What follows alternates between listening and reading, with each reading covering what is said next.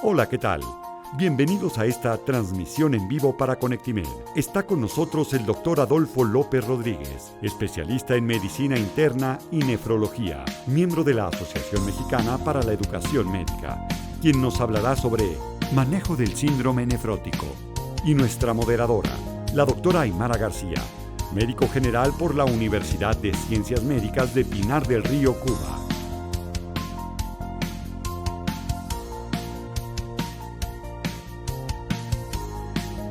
Muy buenas tardes, doctor Adolfo López. Gracias por acompañarnos en esta sección de video en vivo de Conectimed. Muchas gracias a ustedes por la invitación tan amable que me han hecho para hablar de este tema tan interesante el día de hoy y que espero que sea productivo para toda la audiencia que nos escucha y que nos ve. Claro que sí, muchas gracias, doctor. Hoy vamos a estar platicando un poco acerca del síndrome nefrótico, que es el síndrome más frecuente de los síndromes glomerulares. Y un poco a modo de inicio, quisiera que nos comentara cuáles son las características principales de este síndrome. Ok, yo creo que lo más importante en este momento sería definir qué es el síndrome nefrótico y hablamos de todo lo que corresponde a la parte clínica y cuáles son los hallazgos que nosotros tenemos en cada uno de nuestros pacientes. Pues se define el síndrome nefrótico como la presencia de proteína, específicamente de albúmina, que es la proteína más abundante abundante en nuestro cuerpo, y es una proteinuria mayor a 3.5 gramos en 24 horas por 1.73 metros cuadrados de superficie corporal. Esto para hablar de los adultos. En los niños, más o menos es de 40 miligramos por hora por metro en ellos. Y, por supuesto, al tener esa pérdida de proteínas a nivel de la orina, por ende va a haber una hipoalbuminemia, una baja de la albúmina a nivel sanguíneo, acompañada generalmente de edema, sin lugar a duda, que es uno de los aspectos más interesantes de esto, hiperlipidemia, y puede haber o no hipertensión arterial.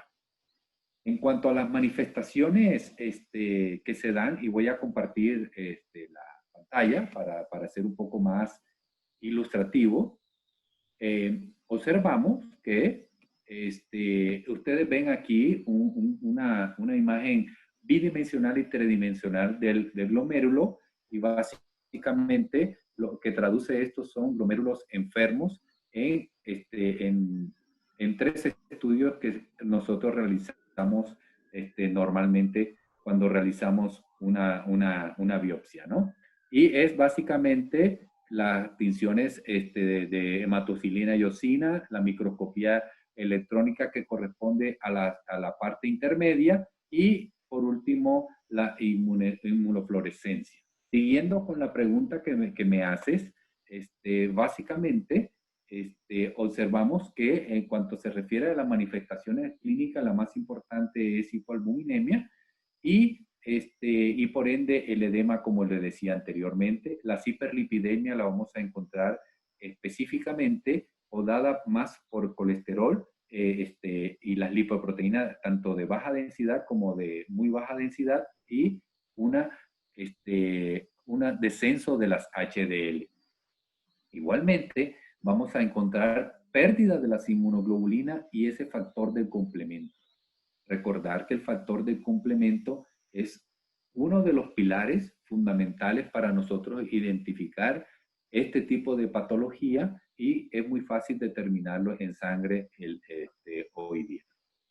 Igualmente, las trombosis están a la orden del día en esta entidad, con una incidencia de más o menos el 5 al 60%, y generalmente se presentan más a nivel venoso que arterial.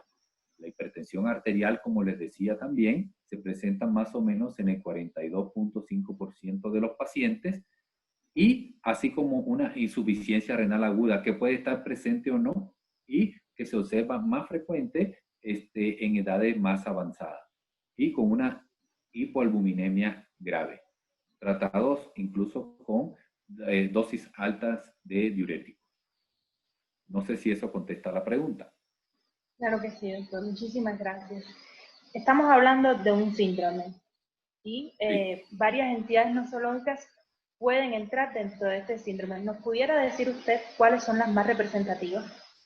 Claro, claro. Bueno, tenemos que el- las entidades más importantes que se producen a eso, pues vamos a clasificarlo en primaria y secundaria.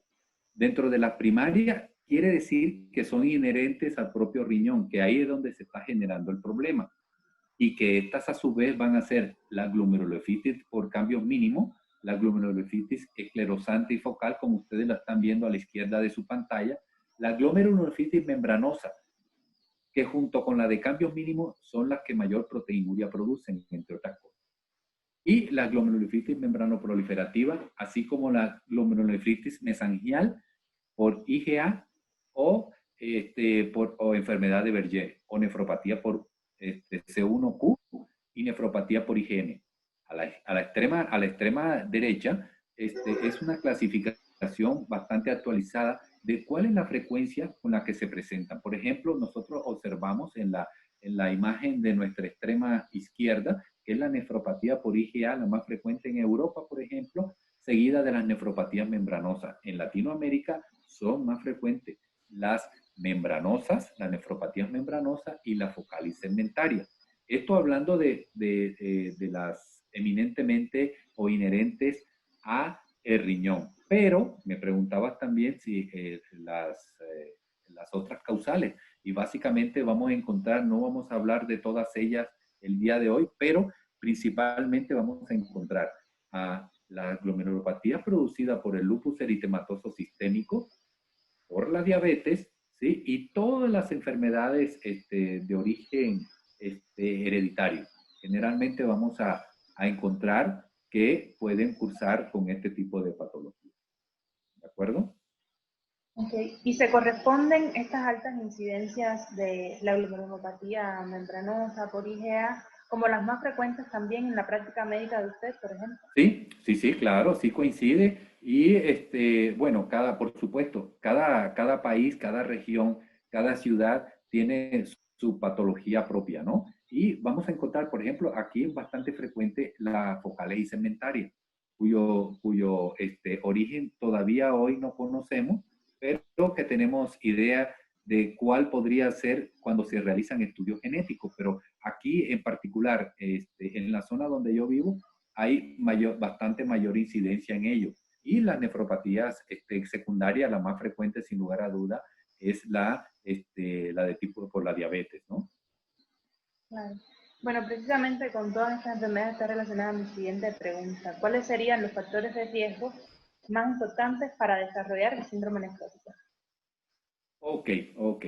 Para desarrollar el síndrome nefrótico me voy a basar bastante en esta imagen porque anteriormente la verdad es que hace 20 años no teníamos mucho conocimiento de qué era lo que sucedía en cada una de ellas. Hoy con el estudio de la genética, del estudio del mapeo genético que se ha hecho, ya sabemos cuáles son los locus, los cromosomas, las células que están más implicadas para la detección de estas enfermedades, de tal suerte que aparte de que nosotros sospechemos una entidad por la frecuencia por la que se presenta, así como o desde el punto de vista clínico también y de las biopsias renales, también encontramos que la genética aquí juega un papel muy, muy importante sin especificarte en este momento, no, mira, la glomerulonephritis por focal y segmentaria se te producen porque la gente tomó X o Y medicamentos y puede haber este problema. No, no. Muchas veces nosotros tratamos de averiguar esto. Encontramos una patología que no necesariamente la estábamos pensando en este momento, nos llevamos la sorpresa desde el punto de vista genético de que es una enfermedad de origen hereditario. ¿Sí? Muy interesante esto, doctor. ¿Y ya se cuentan con estos estudios aquí? ¿Se puede llegar a un mapeo de este tipo? Sí, sí, sí, sí. Estos estudios, aunque todavía, digamos, no está difundido demasiado dentro de la población nefrológica. Sí, hay, por ejemplo, en el instituto donde yo estuve, el Instituto Nacional de Nutrición, ¿sí? Ahí realizan este tipo de mapeo genético y con una identificación de más o menos entre el 85 a 95% de precisión, ¿no? Muchas gracias. Doctor, usted ahorita nos comentaba acerca de las manifestaciones clínicas. Es como que lo que más se nos queda desde que estudiamos la carrera, digamos, la hipoglinemia, la proteinuria, el edema, la hipertensión. Pero, ¿qué es lo que ocurre a nivel del glomérulo para que aparezcan estas manifestaciones clínicas y podamos entender un poco mejor el síndrome nefrótico? Ok, ok. Excelente, excelente pregunta. Yo creo que va a quedar ilustrado con la gráfica que le voy a, las tres próximas gráficas que le voy a enseñar y para ubicarnos y poner en contexto la enfermedad. Imaginemos que este es un glomérulo con un corte bidimensional. Entonces, vamos a ir aquí a la parte toral, que es esta parte que ustedes observan aquí, son lo que se llaman podocitos. Estos podocitos están enclavados en la membrana basal glomerular, ¿correcto? Y este es el mesangio capilar. Aquí observamos aquí que está el espacio de Bowman y la cápsula glomerular que la conforma acá. Aquí, entonces, en estas estructuras, que son los podocitos, es donde se ubica la enfermedad del glomérulo. Por eso es lo que hoy se denomina, desde hace unos 3 años o 4 años para acá, lo que denominamos como podocitopatía. La podocitopatía no es más que el daño de esos podocitos dentro del glomérulo, que es lo que permite o no, recuerden ustedes que es la barrera principal del glomérulo para que pasen por ahí las proteínas. En estas imágenes vemos el desarrollo de esos podocitos. Ellos empiezan como unas láminas tubulares pegadas a la membrana basal glomerular, ¿okay? Que después de un tiempo se ramifican y se separan de esos túbulos para finalmente quedar el podocito maduro. Ese podocito maduro es el que impide o no el paso de las proteínas. ¿Cómo? ¿Cómo te respondo esa pregunta? Con dos gráficas de esta manera. El de la extrema izquierda de nosotros observamos el podocito normal, que cuando hay un ataque de un antígeno, ¿sí?, se produce la pérdida en primera instancia de la membrana basal glomerular y de la deformidad de esos podocitos, que es lo que permite o no que pase en la extrema izquierda la principal proteína de nuestro cuerpo, que es la albúmina, a través de ello, que puede ser, dependiendo de la separación que tenga, mayor o menor proteinuria en los pacientes. ¿Sí? Muchísimas gracias, doctor. Dentro de los exámenes complementarios que llevamos a cabo para el diagnóstico, además de que tiene un peso importante la clínica para llegar a sospechar que un paciente pudiera tener este síndrome, ¿cuáles son los más indicados? Y quisiera que nos comentara cuándo es que realmente se debe realizar una biopsia renal. Muy bien, muy bien. Entonces, antes que nada, los estudios de rutina, por supuesto, la química sanguínea, electrolitos séricos, los estudios de la orina de 24 horas o la determinación de una muestra aislada para la determinación de albúmina creatinina. Si es mayor de 300, ya tenemos la sospecha de que estamos ante un síndrome nefrótico o nefrítico. Pero bueno, ese es tema de otra plática seguramente. La presencia o no de los complementos bajos también nos ayudan a determinar los pasos a seguir.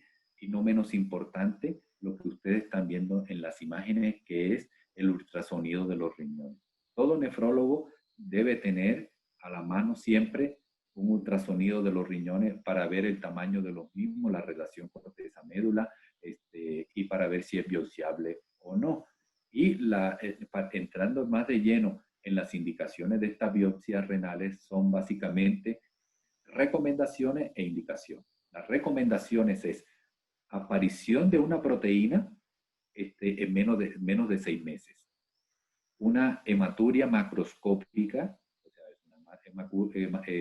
un sangrado urinario que es evidente, o una hematuria microscópica, la que aparece en una muestra de orina aislada, la cual también nos da bastante información, sobre todo para saber si hay o no presencia de cilindros granulosos, de cilindros hialinos, de cilindros hemáticos. Y esto nos ayuda a dilucidar un poco el origen de esta glomerulopatía. La presencia de C3 bajo también nos ayuda mucho a decidir hacer una biopsia renal. Y por supuesto la presencia de una falla renal sin origen explicable. Este es lo que se recomienda. La indicación sin lugar a duda es, aparte de las anteriores, la indicación es hacer cuando vemos una hematuria persistente. Entonces, cuando estamos ante eso, hacemos una biopsia renal percutánea. Aquí le estoy mostrando en la extrema izquierda la técnica de cómo realizamos este tipo de estudio, básicamente guiado por ultrasonido y en el entendido que se hace con lidocaína local, anestésico local, y utilizamos una biopsia, una aguja fina de más o menos de un tamaño del 14 o 16 para la obtención de la muestra. Y una buena muestra es, como ustedes ven aquí, guiada por ultrasonido, de preferencia a 45 grados más o menos del polo inferior del riñón izquierdo, puede ser derecho también, pero el izquierdo lo preferimos. Obtenemos las muestras que ustedes ven aquí abajo, que son cilindros en donde por lo menos debe haber, para que sea una buena muestra, mínimo unos 18 a 20 glomérulos. ¿De acuerdo? Y acá en la extrema izquierda, pues vemos el sitio de donde se hace la punción y que más o menos es entre 45 y 60 grados, como les decía anteriormente. La imagen que vamos a ver... ¿Las hacen los nefrólogos? Sí, claro. La biopsia la hacemos los nefrólogos. Hay radiólogos intervencionistas que también la pueden hacer. Pero básicamente la preparación que tenemos es para la realización por parte del nefrólogo, que hace parte de la preparación que tenemos, ya sea durante la residencia o posterior a ella, y tenemos que estar preparados para eso, ¿no? Y bueno, aquí las imágenes que vemos son como reporta, digamos, de alguna manera el patólogo. Y básicamente se debe, lo que tenemos a nuestra extrema derecha es un glomérulo, ¿sí? Con una tinción especial que se llama de hematoxilina y eosina. Esta es la microscopía de luz normal, en donde básicamente, y haciendo un poco de explicación, encontramos que lo que vemos un engrosamiento de la membrana basal glomerular, ¿sí? Y lo que observamos en la microscopía electrónica, que es lo que está a la extrema izquierda, y en los abajo, que son los podocitos, vamos a encontrar que hay una separación de ella. Y esto es lo que hace que este paciente, por ejemplo, tenga una proteinuria desde el punto de vista clínico. Y lo que refuerza el diagnóstico es la inmunofluorescencia. La inmunofluorescencia es la que nos da muchas pautas para decidir cuál es el pronóstico, el diagnóstico y las pautas a seguir en cuanto a terapéutica. ¿Sí? Me parece muy ilustrativa esta imagen de los podocitos. No había visto una imagen así. Sí, es micro. Donde se vieran también. Por eso nosotros nos dicen que hacemos ciencia ficción, pero esto es una realidad, ¿no? Exactamente. Doctor, muchas veces en la bibliografía se refieren a esta proteinuria de 24 horas como el estándar de oro para el diagnóstico del síndrome nefrótico. Sin embargo, tener una proteinuria en rangos nefróticos no siempre es sinónimo de que haya un síndrome nefrótico. ¿A qué se debe esto? ¿Qué otras patologías cursan con una proteinuria de este nivel? Ok. Bueno, realmente para que haya, puede haber proteinuria en rango no nefrótico y no constituye enfermedad. Pero el hecho de tener un síndrome nefrótico con un paciente dematizado, con hipertensión, con hiperlipidemia y todo lo que hemos conversado anteriormente, necesariamente hacemos el diagnóstico de un síndrome nefrótico. Yo creo que la pregunta que me hace va dirigida a lo siguiente. Y bueno, no sé si se vea muy bien en la imagen, pero aquí están las características de cada una de las, de lo que podemos encontrar en una orina de 24 horas. Si está negativa, bueno, hacemos el diagnóstico, bueno, decimos, bueno, este paciente no tiene problema. Ahora, si es positiva, y ahí va la pregunta que me hace específicamente, tenemos que descartar la proteinuria ortostática, pero que no llegan a ser nefróticas. Pueden estar por debajo de 1 gramo generalmente. O cuando el paciente tiene fiebre o el paciente ha hecho ejercicio previo y tiene orina espumosa, por ejemplo.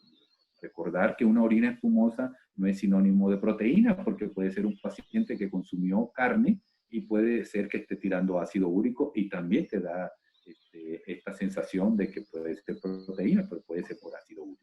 Y también en el embarazo vamos a encontrar estas características. Continuando con la explicación, es cuando son inferiores a 2 gramos, entonces, bueno, vamos a encontrar como posibles factores causales todas estas patologías, que puede ser por toxina, por una enfermedad tubulointersticial, por ejemplo, cuando tenemos algún daño por lupus, por ejemplo, las nefritis intersticiales de origen inmunológico por medios de contraste.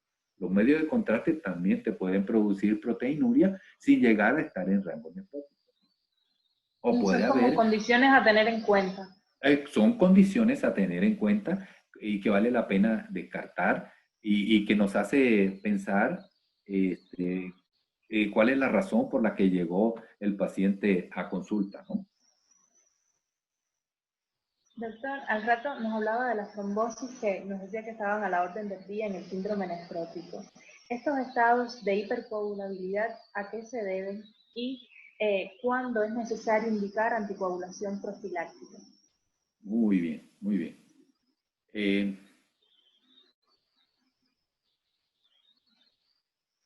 La trombosis es una complicación bastante frecuente cuya incidencia corresponde al 25%, pero le decía en una pregunta anterior que la más frecuente es de la vena renal, siendo hasta de 42%, porque de las arteriales solo corresponden al 3%.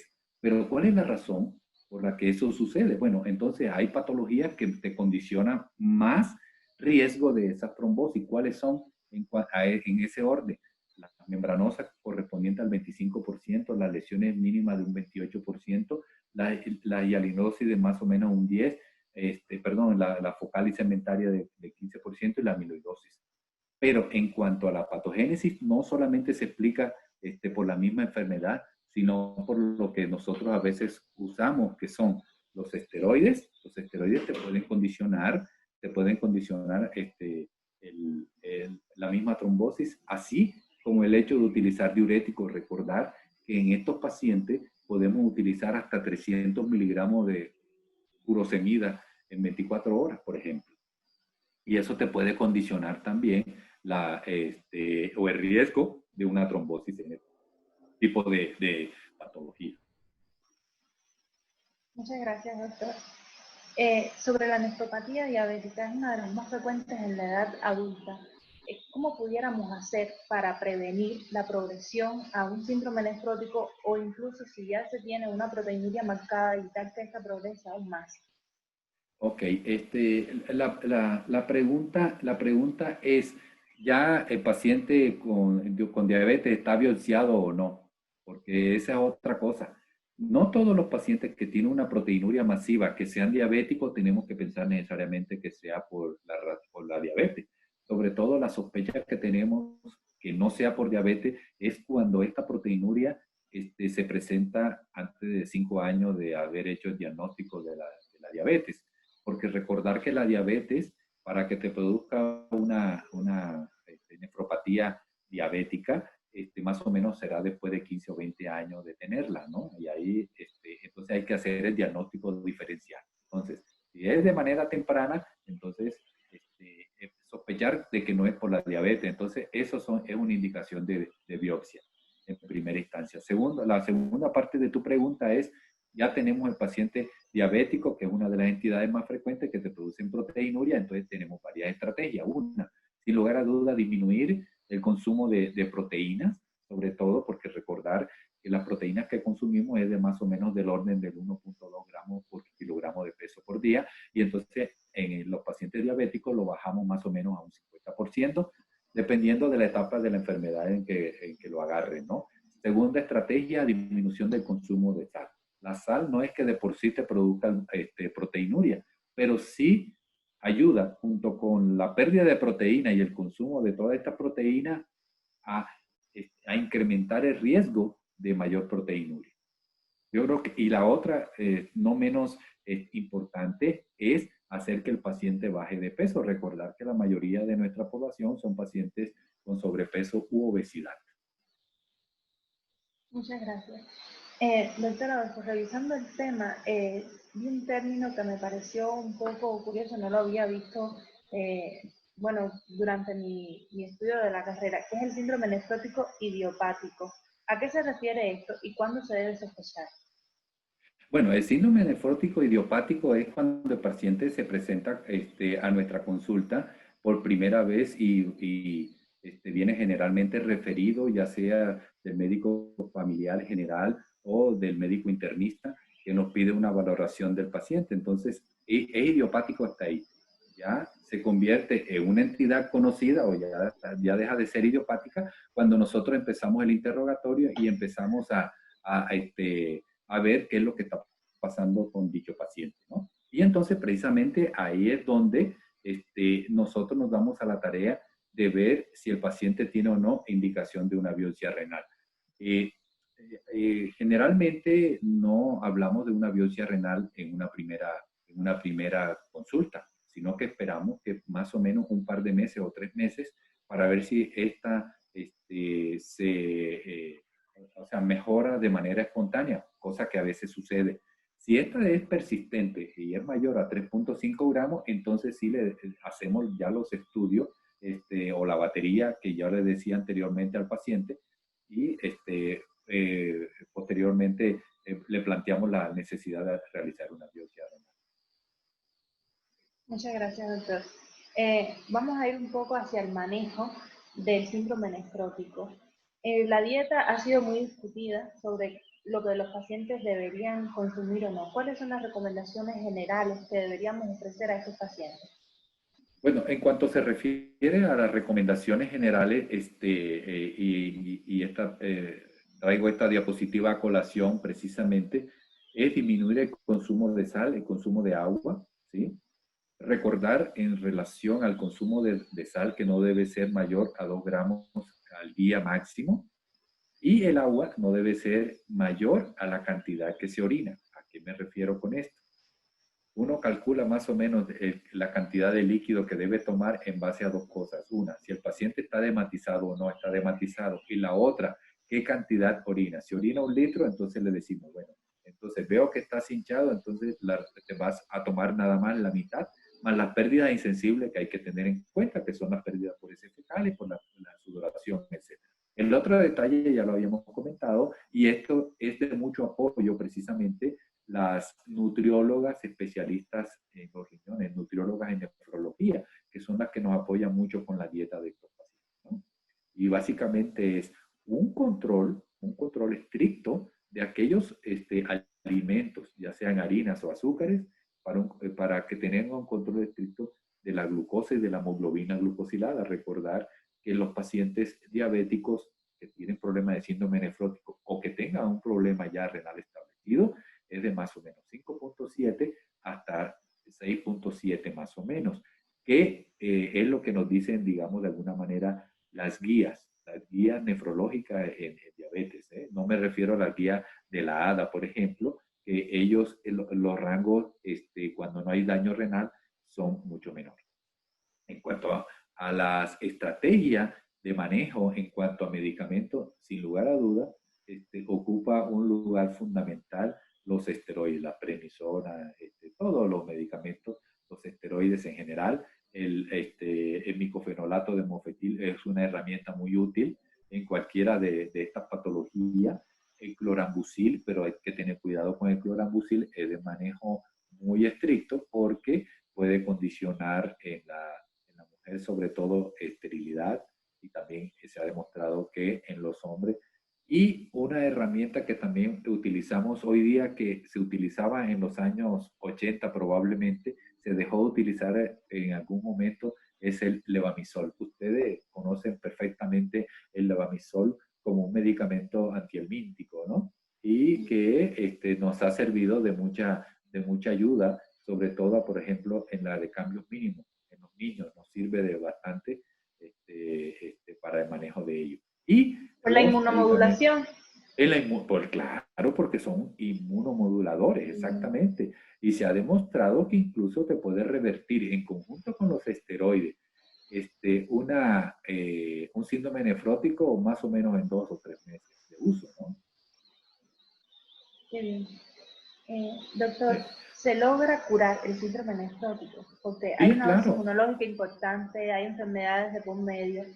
¿Esto tratamiento sintomático o si logramos como que los podocitos ya nos filtren más las proteínas? Sí, claro, claro, sí. Puede ser reversible más o menos en el 40% de los casos. Y precisamente esto se logra con estrategias del orden nutricional y de intervención terapéutica, ¿no? ¿Con cómo? Precisamente con el tratamiento concomitante para el control de la hipertensión en caso de que lo tenga. Pero si el paciente, por ejemplo, no tiene hipertensión, pero sí tiene mucho edema, está demostrado que los IECA y los ARA2 son de mucha utilidad en estos casos y sí te lo puede revertir, ¿sí? El control de la proteinuria con el uso de vitamina D, ¿sí? No vitamina D alimenticia, vitamina D activa, ¿sí? Y la espironolactona también ha demostrado que te puede revertir el síndrome nefrótico. Puede ser sola, combinada, todas estas estrategias. El tratamiento de la hiperlipidemia también te va a funcionar bien, sobre todo con el uso de las estatinas.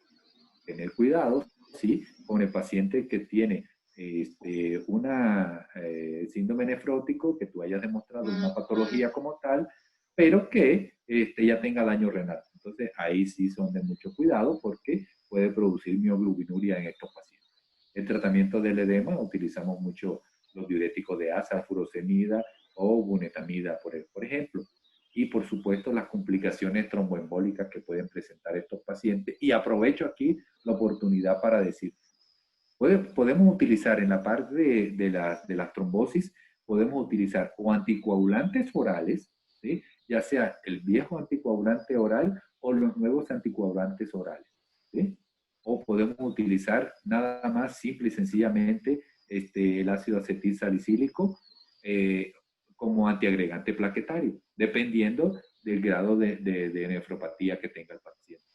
O sea, esto no es una Claro, receta de no es como cocina de que tiene que rutina. manejar. No es como de rutina que tú tengas necesariamente que manejarlo así. Por eso yo leo la guía, siempre leo la guía, pero yo soy antiguía, porque a veces nos queremos guiar tanto por ellas que entonces nos vamos al extremo y entonces ya se convierte en receta de cocina. Entonces, le da lo mismo al paciente ir a una consulta que revisar con el doctor Google, el doctor Yahoo, la información, ¿no? Entonces, Claro, no, y es que ahora sí, un traje a la medida, ¿no? vamos a tener muchos más pacientes que guías y los pacientes son muchísimo más complejos que las guías. Así es, y yo siempre le digo a mis alumnos de la UNAM, recordar que hay enfermos y no enfermedades. La enfermedad se manifiesta diferente en cada uno de los individuos y depende del momento de su vida en que le toque, ¿no? Entonces, hay que tener mucho en cuenta ese tipo de aspectos, ¿no? Claro que sí. Bueno, yo le iba a preguntar si siempre es necesaria la participación de un nefrólogo cuando se sospecha este síndrome, pero a mí me queda más que claro que Sí. hace falta mucho la orientación y la guía de un especialista en estos temas porque es complicado el síndrome. Sí, Doctor, es complicado. una pregunta un poco ya yéndonos a la era COVID, la que estamos viviendo, ¿no? Que ha sido el riñón muy atacado por el virus, la tormenta de citoquinas que produce, todos los cambios que produce a nivel de la coagulación, de la inmunidad. ¿Qué nos pudiera decir al respecto? Bien, bien. Aquí me voy a ir a esta imagen que es bastante representativa, por decirlo de alguna manera, y voy a ser un poco explícito para poder comentársela bien. Cualquier paciente que tenga COVID y que tenga un daño renal agudo, ¿sí? Agudo, no crónico. Estoy hablando de agudo, un paciente sin una persistencia, digamos, de alguna manera, podemos encontrar todas las patologías, cualquiera, porque este virus tiene la capacidad de ser atractivo precisamente al glomérulo o a todas las partes de la estructura del glomérulo o de la nefrona en general, ¿sí? Y entonces vamos a ver, si nosotros vemos las arteriolas, vamos a ver que vamos a encontrarnos ante una microangiopatía trombótica, por ejemplo, o vamos a encontrarnos con una glomerulopatía colapsante, que entre otras es una de las patologías más frecuentes que se ha encontrado en biopsias renales de este tipo de pacientes. Podemos encontrar, si el que está comprometido es la membrana basal glomerular, la nefropatía membranosa o la de cambios mínimos, dependiendo de la edad del paciente y dependiendo de las características de ellos. Por ejemplo, podemos encontrar con un paciente con un daño tubular agudo. Ese daño tubular agudo es porque el virus se pega precisamente en el túbulo contorneado proximal, como lo muestra esta gráfica, o podemos encontrar patologías tan diversas como la de nefropatía por oxalatos, cuyo origen es básicamente aquel paciente que tiene COVID y tiene una diarrea, ¿verdad? Y entonces, al tener esa diarrea, hay liberación de oxalatos en el intestino que finalmente se van al túbulo contorneado distal y lo ataca formando este tipo de patología. Y a tu extrema izquierda son aquellos pacientes que tienen COVID, pero tienen nefritis intersticial, y yo les haría alguna pregunta al público en general. ¿Realmente será porque es el COVID que la produce esta entidad en particular, la nefritis intersticial, o son por los medicamentos que se utilizan en las terapias intensivas la que la produce? Lo voy a dejar de tarea. Muy interesante. Otra imagen que quiero ver es la gran diversidad que tiene el COVID en los pacientes. Aquí vemos en la imagen central de un paciente que fue diagnosticado de COVID, ¿verdad? Hizo una hipovolemia. Al hacer hipovolemia por fiebre, por la pérdida insensible, hace una azoemia pererrenal. Ojo, entonces, tenemos una insuficiencia renal aguda prerrenal. Segundo, un colapso vascular, ahí sí, directamente por la citoquina o la liberación de interleuquina que se produce, interleuquina 6, 12, 18, cualquiera que quieras y mande, va a producirte entonces daño tubular agudo, una presencia de cilindro, una nefropatía por mioglobina, que no es más que la destrucción muscular. No sé si recordarán ustedes que estos pacientes cursan con muchas mialgias. ¿Por qué? Porque precisamente hay destrucción de la fibrilla muscular y hay microangiopatía por hipercoagulabilidad, lo que nos produce una patología, una microangiopatía trombótica.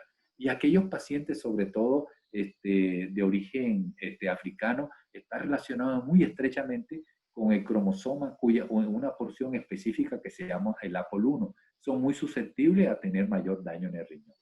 Y termino con estas dos, que era lo que les explicaba en las imágenes anteriores, que puede ser membranosa, de cambios mínimos, colapsante y de cualquier otra índole. Hay para escoger.